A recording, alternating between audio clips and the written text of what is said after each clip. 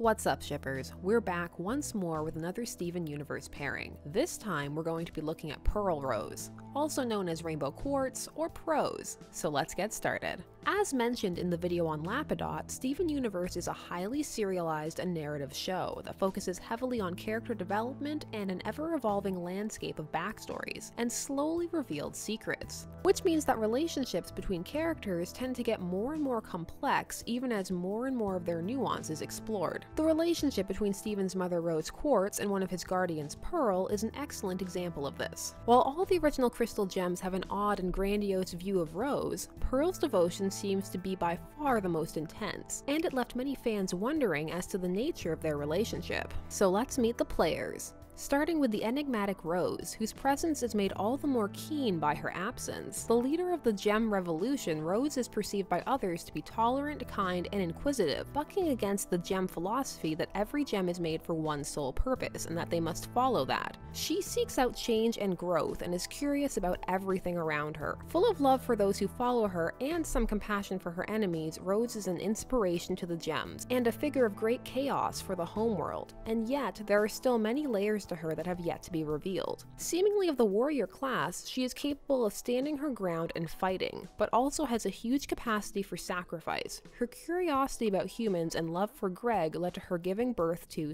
/ becoming Steven. Next up, Pearl, one of Steven's three main guardians, a master swordsman and perfectionist who tends to enjoy things occurring in an orderly fashion and could be described as uptight, though she clearly wishes that that was not always the case and that she could go with the flow a bit more.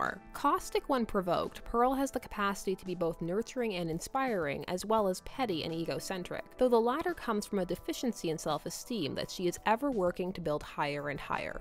Part of this comes from her original status in Gem Society, where it was revealed that pearls were essentially status symbols attached to more high-ranking gems, deriving their own sense of self-worth as a byproduct of the status of those to whom they were attached. Pearl begins to come into her own with Rose and must forge onwards after Rose becomes Steven. So why do people ship these two? Well, within the show's canon, specifically the depicted interactions, there is a fair bit of suggestive imagery. Pearl describes Rose as making her feel like she was everything, despite describing a relationship where many would perceive that she's saying she was worth nothing. She was 100% devoted to Rose and stood behind her no matter what, and was immensely jealous of Greg, as it is implied that Rose's dalliances normally did not last that long. She is proud of her status as Rose's friend and confidant, though she was less of a complete confidant than she first thought. She misses Rose terribly, and their closeness. As for Rose, it is more difficult to say as there is still much about her left unseen. From what can be gleaned, she treated Pearl with great affection and was quite fond of her, encouraging her to make her own decisions and forge her own path, just as she herself would do ultimately. However, it could also be said that this is no different than how she treated anybody else on her team. But there are some definite tensions playing below the surface, and deep feelings that haven't fully been unearthed, at least not for the audience, which has led many fans' imaginations to run wild with theories, art, and in the case of Steven Universe, music.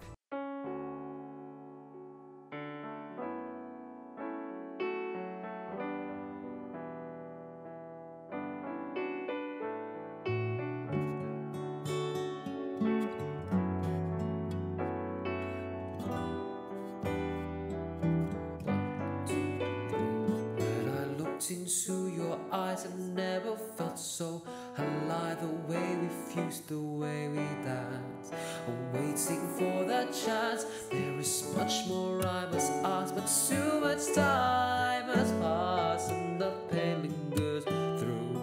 Whatever shall I do? When I look into his eyes, I see yours, and I can't help but it cuts through my core.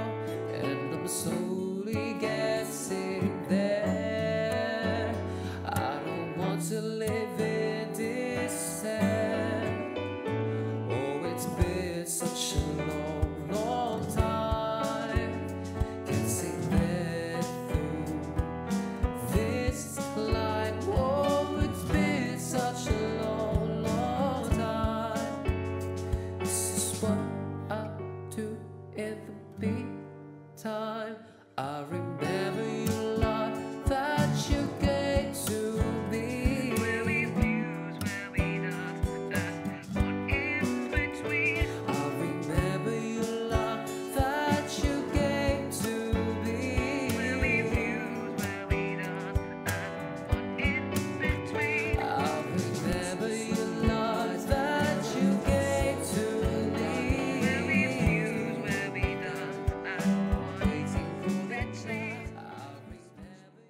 was a sample of the song Remember Your Love by Louis C., a talented singer who writes some great fan songs for multiple fandoms, who was kind enough to help me out, so go check him out and hear all of his wonderful work. This song can serve as a fine example of the positive pieces coming out of this community. It's easy to get mired down in the negative, but there is always also a positive, fun side to explore. Pearl and Rose may have a great deal of subtext that many would argue is just plain text, not fully extrapolated upon within the canon. Many feel this gives them a lot to work with, but not everyone views their relationship as romantic or necessarily healthy. While Pearl was most likely in love with Rose, some question the type of love. Was it balanced romance or devotion? And if devotion, was it one earned of Rose's own merits, or as part of Pearl's ingrained need to belong to a powerful gem and emulate them and fulfill all their needs? Some wonder this, for it is clear Pearl did not know as much about Rose as she thought she did. However, there is still much of their history left unrevealed. The fact that Rose chooses Greg over Pearl, or at least that's part of how Pearl views it, does not necessarily negate a relationship on their part, as the gems were not constantly in the same place or constantly together, and Rose's free spirit does not seem like it would lend itself overly well to millennia of monogamy. As gems live for so long, it is likely their relationships would develop quite differently from humans. This is an aspect that is also fun to explore. You can see some of that at play in much vampire lore. What does knowing someone for thousands of years do to your relationship? What does romance look like after centuries? Would it even be something an average human could identify?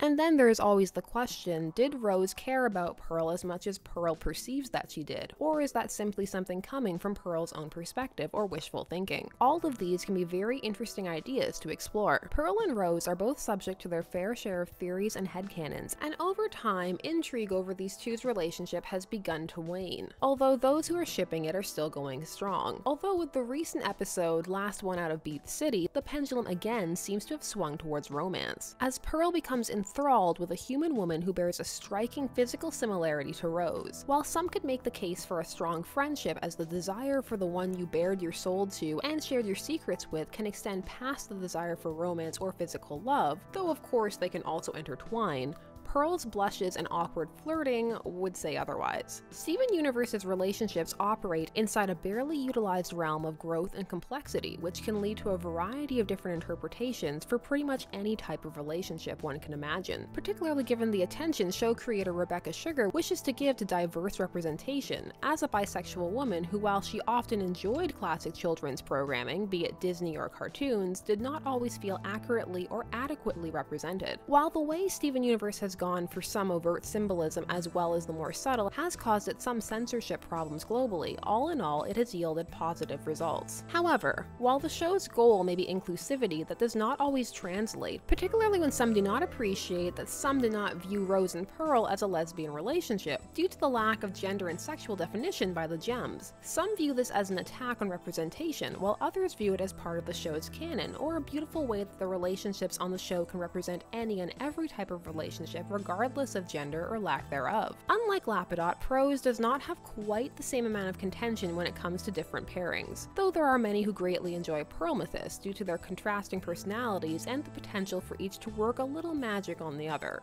And it must be highlighted, as it was pointed out in the comment section of the last vid, there are multi-shippers and poly-shippers out there, so the combinations need not be combative or dichotomous, though unfortunately they often tend to be. So why does this fandom in particular seem to have a reputation for being more combative / aggressive than others out there? For each fandom has a different reputation that precedes it, and alas, Steven Universe's is currently not the most positive. It may perhaps be due to the fact that the members are very passionate and hence very vocal, and with internet etiquette being as it is, that being near non-existent, discussions can quickly turn heated, particularly as many turn to hyperbolic language to illustrate their points as colorfully and quickly as possible. Steven Universe also attracts those who are seeking or interested in exploring multiple facets of human behavior, be it gender roles, sexual identity, parenting, an appreciation for a show with diverse female forms, or simply a unique children's cartoon that doesn't always fall into the norm of what would be considered a typical lesson, or even a typical climax format, sometimes foregoing battles for actual discussion. However, just because someone is seeking any of the above, or even more unmentioned things out, does not mean that they themselves are tolerant. Somebody seeking to explore representations of queer relationships, or or unique political structures is not necessarily any more interested in hearing or understanding another's point of view on the topic as someone exploring any other components of the show. In any discussion, be it in fandom or anywhere, there are some coming in with preformed opinions not interested in hearing any others, or on the defensive for incorrect opinions. Incorrect opinions often being those that either contradict or are perceived to contradict their own.